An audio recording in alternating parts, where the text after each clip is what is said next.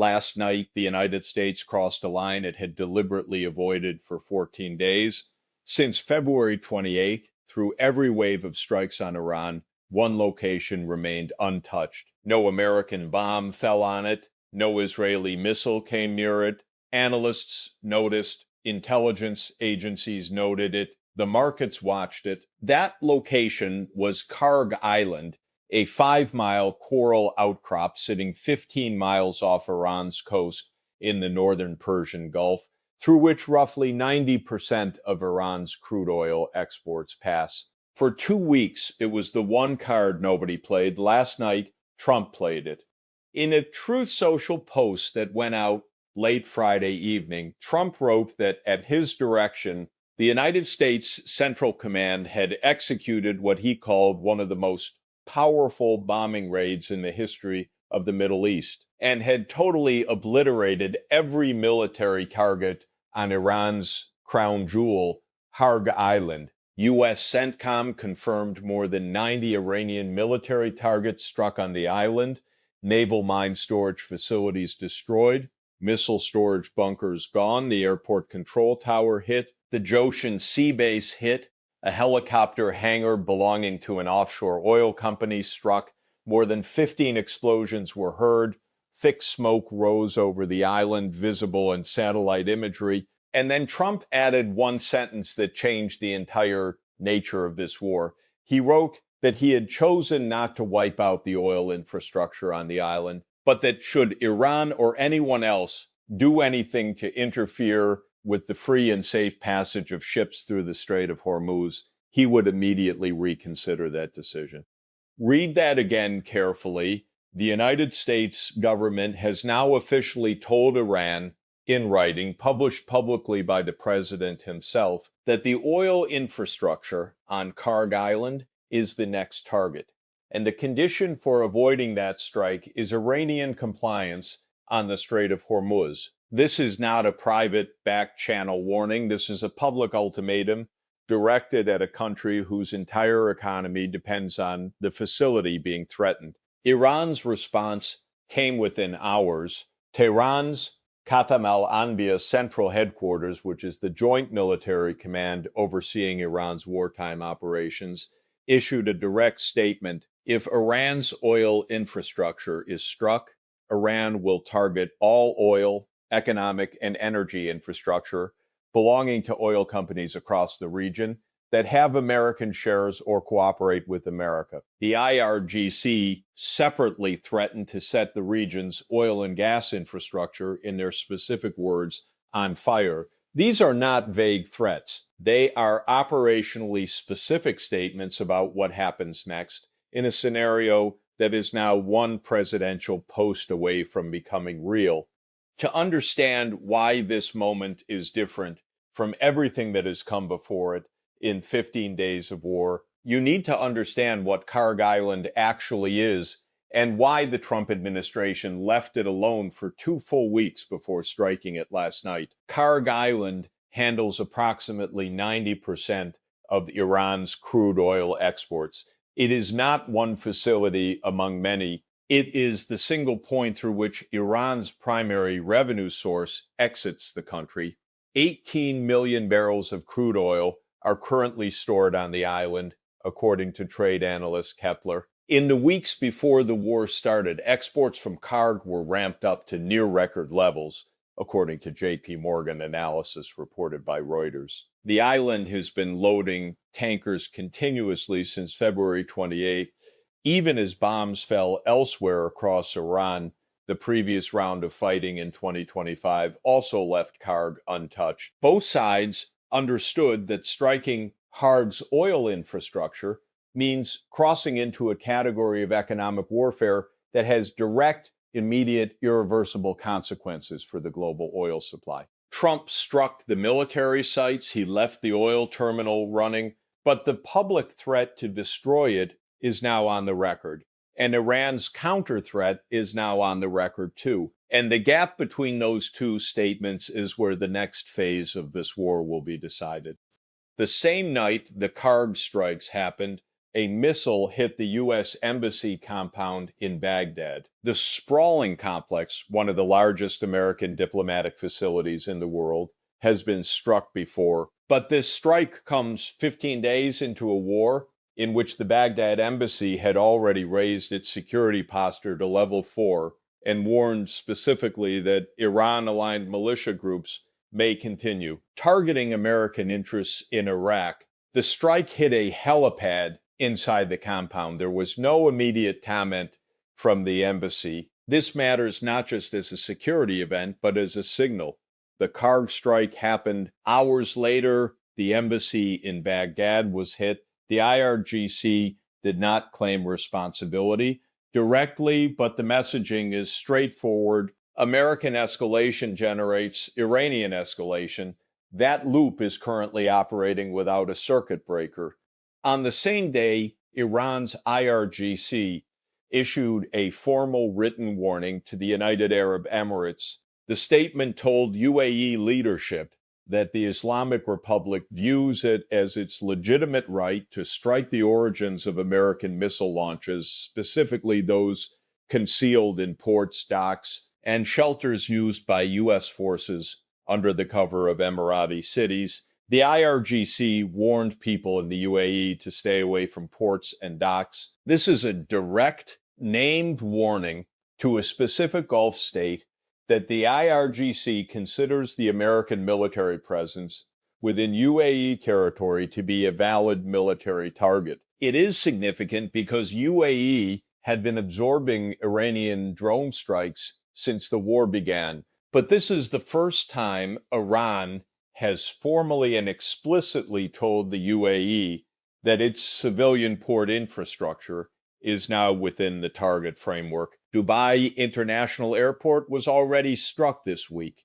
Dubai's hotels were hit. The UAE strongly condemned the strikes. Now, Iran is essentially telling Abu Dhabi that those strikes are not accidents or miscalculations. They are deliberate. And the formal warning suggests they may become more deliberate across the strait, a development that has received less attention than the Kharg strikes, but that carries enormous long-term implications, is what Iran is quietly proposing about oil trade. A senior Iranian official told CNN on Friday that Tehran is considering allowing a limited number of oil tankers to pass through the Strait of Hormuz on one condition. The cargo must be traded in Chinese yuan. This is not simply a commercial preference. It is a geopolitical architecture shift being proposed in real time under wartime conditions.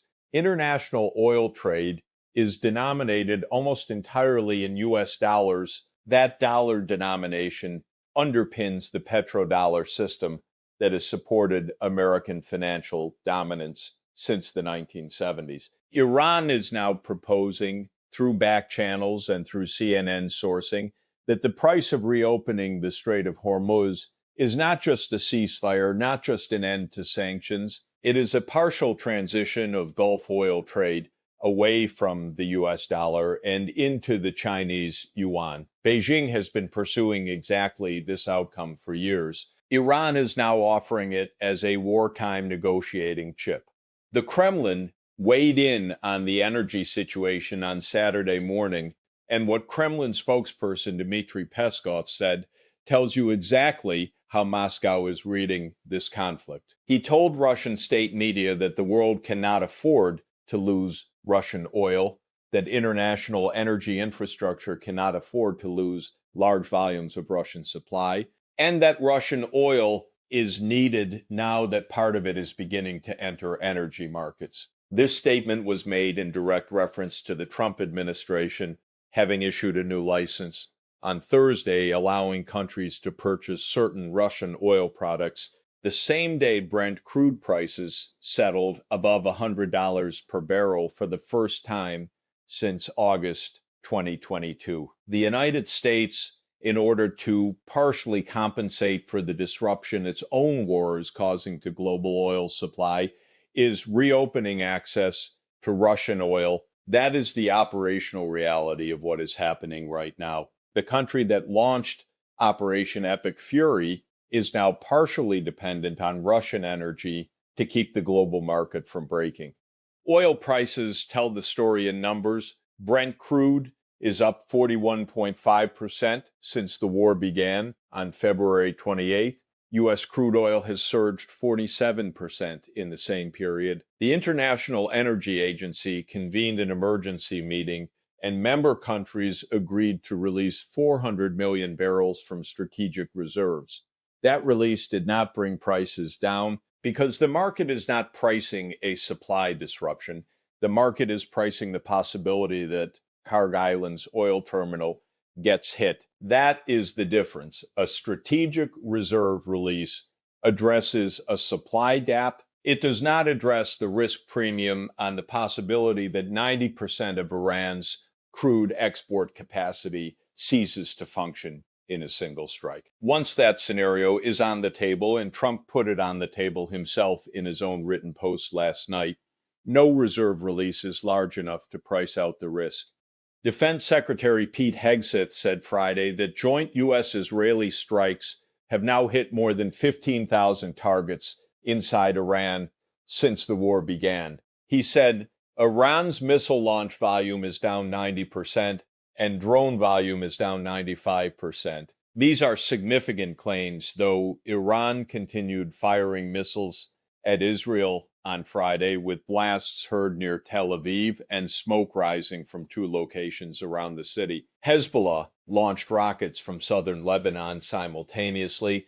Israel struck more than 200 targets in western and central Iran on Friday alone, including ballistic missile launchers, underground missile production sites, and air defense systems in Tehran, Shiraz, and Ahaz. One of those Tehran strikes caused an explosion near a large state-organized rally held for Al-Quds Day, the annual demonstration of support for the Palestinian cause.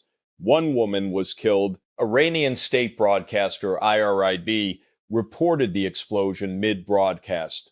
The rally had been attended by President Pezeshkian and Foreign Minister Arakchi. Senior security official Ali Larijani was also present. The strike hit near where they were gathered. The U.S. military death toll is now 13. 6 of those deaths came in a single incident on Thursday when a U.S. Air Force refueling aircraft crashed in western Iraq. All 6 crew members were killed. U.S. military officials said the crash was not caused by hostile fire or friendly fire and involved a second tanker aircraft. An Air Force official separately told CNN the aircraft was not equipped with ejection systems or parachutes, meaning there was no possibility of survival for any crew member once the aircraft went down. 7 American soldiers have been killed by enemy fire. The Pentagon is now deploying the 31st Marine Expeditionary Unit from its base in Okinawa, Japan, aboard the USS Tripoli, adding to an armada already in the region. The MEU is a rapid response unit of approximately 2,500 Marines and sailors. These units are historically used for large-scale evacuations, amphibious operations, and ship-to-shore assaults. A retired U.S. Army general told CNN on Friday that the Kharg Island situation has raised the prospect, discussed by analysts, of a potential U.S. attempt to physically occupy the island. Former U.S. Army Brigadier General Kimmett told CNN directly that if oil infrastructure on Kharg is targeted, Iran will attack the rest of the infrastructure in the Middle East. And at that point, oil prices will simply go out of control. Those are the stakes. That is where the war is today on day 15. Trump, when asked by reporters how long the war will last as he boarded Air Force One for Florida late Friday, said, "I can't tell you that. I have my own idea." He said the U.S. was way ahead of schedule without specifying what the schedule was or what the end point looks like.